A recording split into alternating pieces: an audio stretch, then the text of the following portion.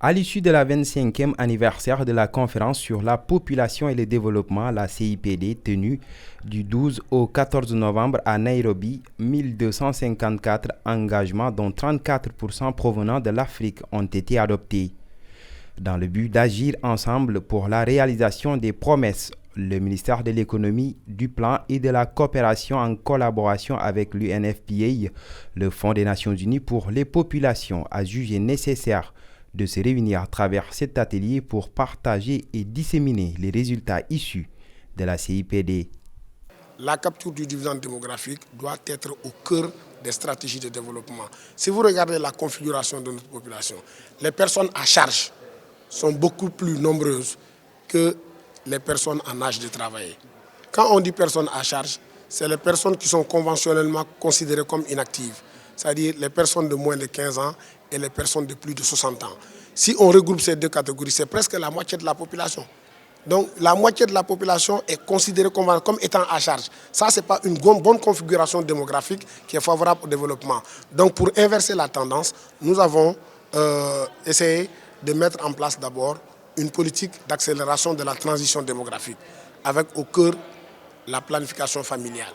Mais on n'a pas le temps de détailler tout ça. Maintenant, cela va permettre de changer cette configuration démographique, d'aller d'une configuration où nous avons de nombreuses personnes à charge vers une configuration démographique où nous avons plus de personnes potentiellement actives. Le renforcement des efforts visant à tirer profit du dividende démographique motive ce cadre de concertation. Pour le cas spécifique du Sénégal, d'importants progrès ont été réalisés.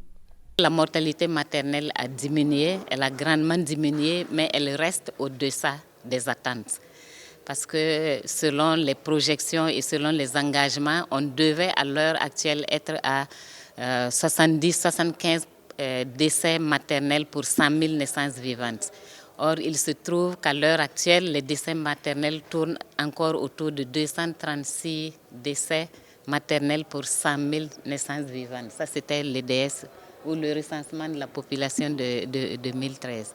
En ce qui concerne l'élimination des besoins non satisfaits en planification familiale, ils ont également diminué, mais ils se situent encore autour de 22%.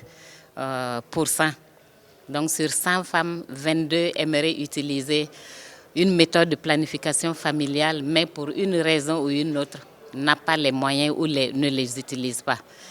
Au niveau d'éliminer les violences basées sur le genre, on se rend également compte que les violences persistent.